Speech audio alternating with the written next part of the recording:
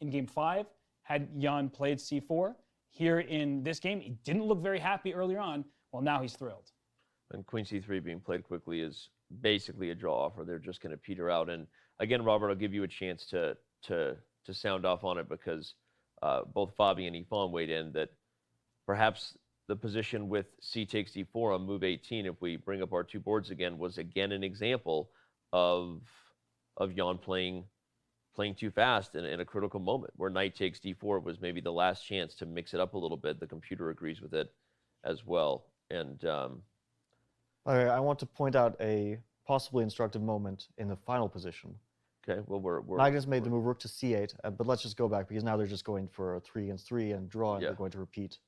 But if black plays a move b4 here, and you think, oh, I'm trading pawns, it's a draw. White plays rook to b1, b3, now king to f1.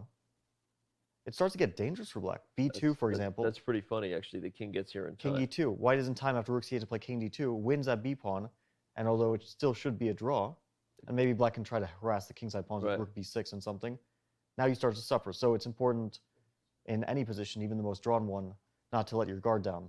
Yeah. But of course, the players are going, they're too experienced for that, and they're going for a 3 against 3 rook ending and a certain draw. Yeah, we see the players just making the moves because they can't offer a draw yet. I believe move 40 is the first time you can offer one, but they can repeat moves, and they probably will, with just king shuffling. And this game will end in a draw. Nothing really to analyze on the board now. We will just let them finish it out. And don't go anywhere. We still have a full post show ahead that starts out with the Coinbase Rapid Recap, where we analyze, provide some instruction, especially for those who don't always get a chance to follow it live. They get to see the YouTube recap. Then, of course, we're joined by multiple special guests, and today is no exception. I feel like Jan is a bit too calm about this outcome. Yeah. I understand draws happen, but he's really not causing Magnus any problems, and he needs to at some point. It's not a desperate situation yet, but it's starting to get there. So a draw like this is really not what he wants. Yeah. Well, and expect Magnus to take advantage of the whites that Robert talked about, because I don't believe that with another chance on the first move, Magnus will do Jan the same solid. In terms of it, the game may indeed very well be a draw, but I don't imagine it will be one that as peaceful as this. So there are still.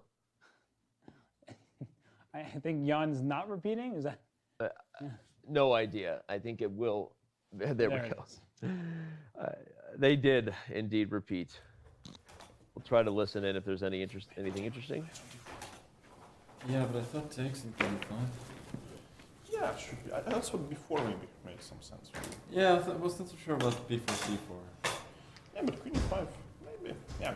Queen e5 probably in time. Probably in time. I think I'm in time. Threatening c5. Yeah, maybe don't take on f6. I thought somehow now queen on f6 is a little bit weird. Like, yeah. Let's be like some tempi, but yeah, maybe not.